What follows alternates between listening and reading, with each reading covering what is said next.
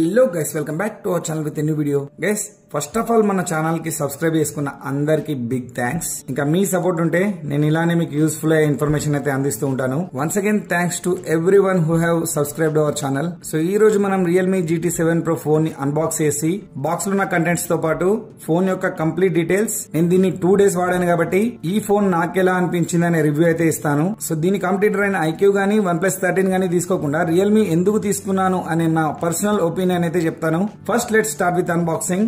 Box front top లో AI, middle లో GT7 Pro, bottom లో రియల్మీ అని ఉంది. సైడ్ కి రియల్మీ GT7 Pro అండ్ ఇంకో సైడ్ కూడా సేమ్ రియల్మీ GT7 Pro అనే ఉంది.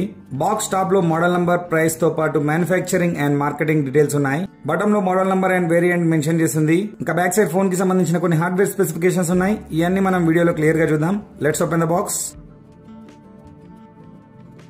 బాక్స్ లో మనకు ఒక matte black TPU case, user manual, SIM ejector, phone, 120W adapter తో పాటు USB Type A to Type C cable వస్తాయి. So first let's remove this cover and take a first look at our phone.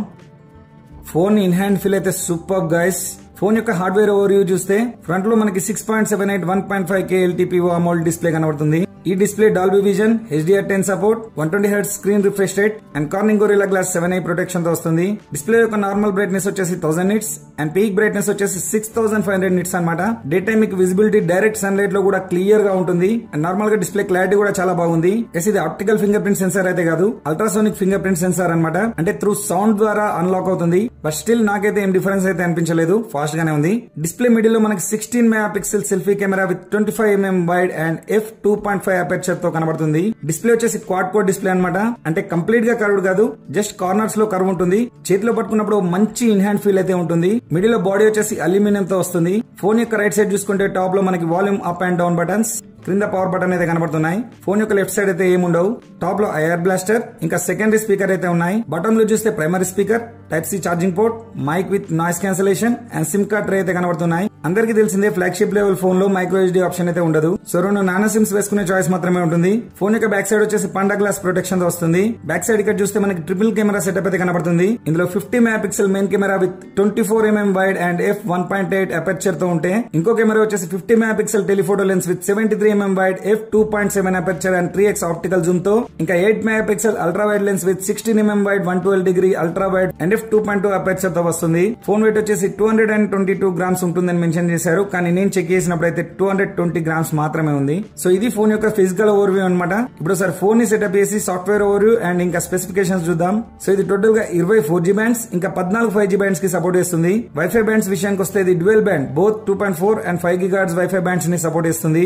And ఇది మన ఇండియాలో Mars orange ఇంకా grey white 2 colours లో available ఉంది. ఈ phone out of the box మనకి Android 15, Realme UI 6 తో వస్తుంది. అండ్ ఇందులో మనకి IP68 and 69 dust and water resistant కూడా ఉంది. అంటే 2 meters డీప్ వాటర్ లో 30 minutes వరకు అయితే ఈ ఫోన్ సర్వైవ్ కాగలుగుతుంది అనమాట. సో మీరు ఇక్కడ చూడొచ్చు, కావాలంటే 16GB ఇన్బిల్ట్ ర్యామే కాకుండా ఇంకా 512GB ఫోన్ మెమరీలో 12GB అంటే టోటల్ 28GB వరకు ఎక్స్పాండ్ చేసుకోవచ్చు. ఫోన్ అంతా ఓకే కానీ UI క్లీన్ గా లేదు. ఇక్కడ చూస్తే ఇందులో కొంత బ్లూటూత్ అయితే కనబడుతుంది. ఇందులోని మొబైల్ నెట్వర్క్ లోకి వెళ్తే ఇక్కడ మనకి ఫ్రీ కాల్ అనే ఆప్షన్ కనబడుతుంది. ఇదేంటంటే సేమ్ ఇలాంటి ఫోన్ లేదా వేరే ఫోన్ అయినా పర్లేదు, అందులో కూడా ఫ్రీ కాల్ అనే ఆప్షన్ ఉంటే బ్లూటూత్ ద్వారా ఫోన్ ని వాకి టాకీలా యూజ్ చేస్తూ తక్కువ దూరంలో ఉన్న వాళ్ళతో మాట్లాడుకోవచ్చు అనమాట. ఇక నోటిఫికేషన్స్ అండ్ క్విక్ సెట్టింగ్స్ లో ఈ లైవ్ అలర్ట్స్ ఆన్ చేసుకుంటే మనకి ఐఫోన్ లో డైనమిక్ అలైన్ నోటిఫికేషన్స్ అయితే కనబడతాయి. ఇక్కడ క్రింద మీరు ఏ యాప్ నోటిఫికేషన్స్ అయితే రావాలనుకుంటారో ఇక్కడ సెట్ చేసుకోవచ్చు. ఇక్కడ చూస్తే సెక్యూరిటీ అండ్ ప్రైవసీలో మీరు ఇంపార్టెంట్ యాప్స్ ని లాక్ అండ్ హైడ్ కూడా చేసుకోవచ్చు. అండ్ యాప్స్ లోకి వెళ్తే యాప్ క్లోనర్ తో మీరు కావాలనుకున్న యాప్ ని క్లోన్ చేసి డ్యూయల్ యాప్ కూడా క్రియేట్ చేసుకోవచ్చు. ఇది ఎనేబుల్ చేసుకుంటే ఏంటంటే మీరు గేమింగ్ చేసే ఎప్పుడైనా లేదా పవర్ఫుల్ యాప్ యూజ్ చేసే ఎప్పుడైనా ఫోన్ పర్ఫార్మెన్స్ అయితే బాగుంటుంది, కానీ బ్యాటరీ కాస్త త్వరగా డ్రైన్ అవుతుంది. సో నార్మల్ యూజ్ అప్పుడు దీన్ని డిజేబుల్ చేసి పెట్టడం బెటర్. ఈ సిస్టమ్ అండ్ అప్డేట్స్ లోని రిపేర్ మోడ్ ఏంటంటే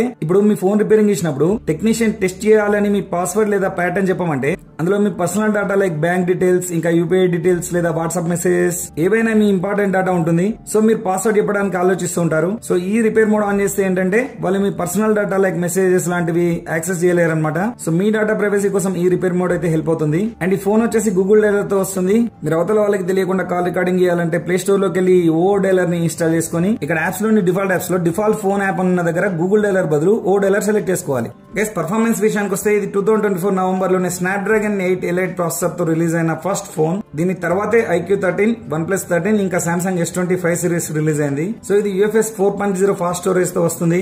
ఇందులో మనకి 12 to 56, 16 to 56 12/512, 16/512, 16/1TB అంటే 1024GB వేరియంట్స్ అయితే అవైలబుల్ ఉన్నాయి. సో రియల్మీ కంపెనీ వాళ్ళు వచ్చేసి దీని యాంటిట్యూడ్ స్కోర్ అరౌండ్ 27 lakhs వరకు అయితే క్లెయిమ్ చేశారు. కానీ నేను దీని బెంచ్ మార్క్ టెస్ట్ రన్ చేసినప్పుడు నాకైతే 25,66,667 వచ్చింది. సో ఇది ఫ్లాగ్షిప్ ఫోన్ కాబట్టి ఇందులో సెన్సార్స్ అయితే ఇవి స్కిప్ చేయలేదు, అన్ని సెన్సార్స్ అయితే ఉన్నాయి. సో గైస్ జస్ట్ ఇందులో నేను 20 minutes BGMI, 20 minutes Asphalt 9, 20 minutes real cricket total గా 1 hour అయితే ఆడాను. 3 games 1 hour ఆడిన తర్వాత ఇందులో 11% బ్యాటరీ అయితే డ్రైన్ అయింది. అండ్ మెటల్ బాడీ కాబట్టి హీట్ అయింది, బట్ నార్మలే. మేబీ ఇప్పుడు వచ్చే సమ్మర్ కదా, అప్పుడు ఆడితే ఇంకా హీట్ అవ్వచ్చు.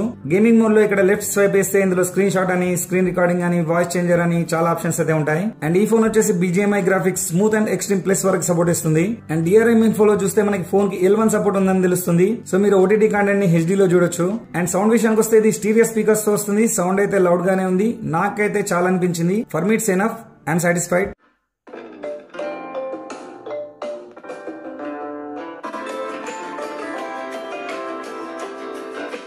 అండ్ దీని కెమెరా విషయానికి వస్తే ఫైన్ అండ్ డిసెంట్ అని చెప్పొచ్చు. ఇక్కడ బ్యాక్ కెమెరా ఆప్షన్స్ లో ఫోటో పై క్లిక్ చేస్తే ఒక 3 ఫిల్టర్స్ అయితే ఉన్నాయి. అండ్ వీడియోలో కూడా 2 ఫిల్టర్స్ ఉన్నాయి. అండ్ ఇందులో ఈ స్ట్రీట్ ఫోటోగ్రఫీ అనే ఆప్షన్ ఉంది కదా, ఇది వచ్చేసి కొత్తగా యాడ్ చేశారనమాట. ఇంకా చూస్తే ఇక్కడ పోర్ట్రేట్ మోడ్ లో బ్యూటీ క్యామ్ ఆప్షన్ ఉంది. ఇంకా మోర్ లోకి వెళ్లి చూస్తే dual video, slow motion, starry mode అని ఉన్నాయి. సో ఈ అండర్ వాటర్ ఫోటోగ్రఫీ అనేది కొత్తగా ఈ ఫోన్ లోనే ఇంట్రొడ్యూస్ చేశారనమాట.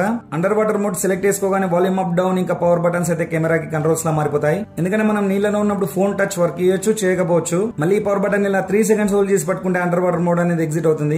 అండ్ స్లో మోషన్ మోడ్ లో బ్యాక్ కెమెరాతో 1080p 240fps వరకు రికార్డ్ చేయొచ్చు. And main camera video recording విషయానికి వస్తే 8K 24fps వరకు వీడియో రికార్డింగ్ చేసుకోవచ్చు. అండ్ ఇప్పుడు ఫ్రంట్ కెమెరా విషయానికి వస్తే ఫ్రంట్ కెమెరాతో ఈ స్ట్రీట్ మోడ్ అనేది వర్క్ చేయదు. ఫ్రంట్ కెమెరాతో వచ్చేసి only normal photos, portrait shots ఇంకా 1080p 24fps వరకు వీడియో రికార్డింగ్ మాత్రమే చేసుకోవచ్చు అనమాట. ఇక్కడ మీరు చూడొచ్చు, ఇలా మోర్ అనే ఆప్షన్స్ లోకి వెళ్తే మళ్ళీ బ్యాక్ కెమెరా అయితే ఓపెన్ అవుతుంది. సో గైస్ ఇప్పుడు ఈ ఫోన్ తో తీసిన కొన్ని శాంపిల్స్ అయితే చూద్దాం.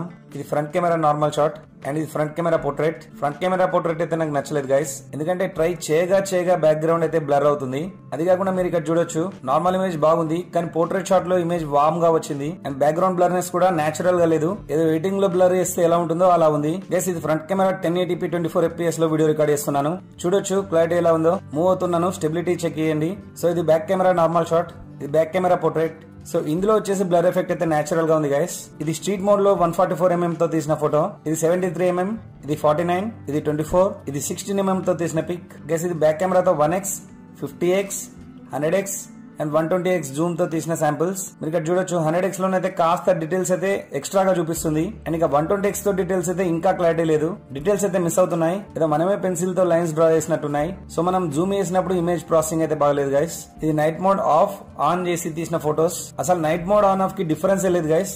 నార్మల్ షాట్ కూడా ఆటోమేటిక్ గా బ్రైట్ చేసి చూపిస్తుంది, నైట్ మోడ్ ఆన్ చేయాల్సిన అవసరమే లేదు.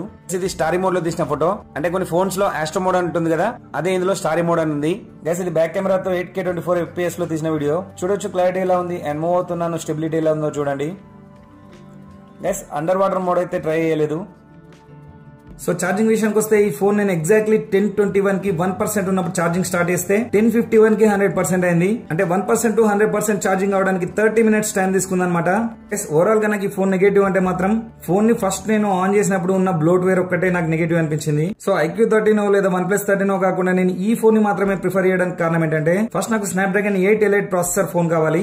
అందులో 4 మొబైల్స్ ఉన్నాయి, IQ, OnePlus, Realme and S25 Ultra. కానీ S25 Ultra ఈ ఫోన్ తో more than double price. So S25 Ultra తీసేద్దాం. OnePlus 13 లో కూడా 512GB వేరియంట్ దాదాపు 77,000 వరకు ఉంది, అంటే దీనికన్నా 17,000 ఎక్కువ. సో OnePlus అనే ఆప్షన్ తీసేద్దాం. మిగిలింది IQ13. లాస్ట్ జనరేషన్ IQ12 నేను ఆల్రెడీ వాడాను అండ్ మన ఛానల్ లో అన్బాక్సింగ్ కూడా ఉంది. ఇంకా ఏంటంటే ట్విట్టర్ లో, యూట్యూబ్ లో దాని డిస్ప్లే ఇంకా బాడీ మధ్యలో చిన్న గ్యాప్ ఉంది అని ఒక న్యూస్ అయితే వస్తుంది. So I don't want go with IQ13 anymore అనమాట. బట్ ఒకసారి రియల్మీ లో కూడా ఫ్లాగ్షిప్ ఫోన్ చూద్దామని నేనైతే ఇది తీసుకున్నాను అనమాట. సో ఈ ఫోన్ నేను 2 days నుండి యూజ్ చేస్తున్నాను కదా, దీని డిస్ప్లే కానివ్వండి, పర్ఫార్మెన్స్ కానివ్వండి, కెమెరా కానివ్వండి, సౌండ్ కానివ్వండి, ఎవ్రీథింగ్ ఈజ్ కూల్. నాకు ఇందులో మెయిన్ గా నచ్చింది ఏంటంటే దీని battery backup guys. Phones battery backup is really awesome guys. Anyway ఈ ఫోన్ మీరు కూడా కొనాలనుకుంటే దీని లింక్ వచ్చేసి డిస్క్రిప్షన్ లో ఉంది, you can go and check it out once. So guys ఈ వీడియో ఇన్ఫర్మేషన్ అండ్ ఎక్స్ప్లెనేషన్ మీకు నచ్చినట్లయితే లైక్ చేయండి, షేర్ చేయండి అండ్ ఇలాంటి టెక్ అండ్ ఇన్ఫర్మేటివ్ వీడియోస్ కోసం మన ఛానల్ సబ్స్క్రైబ్ చేసుకొని బెల్ ఐకాన్ ఆన్ లో పెట్టుకోండి. Thank you for watching this video. See next video. Till then stay tuned, keep watching other videos in our channel. Tata, bye bye, Jai Hind.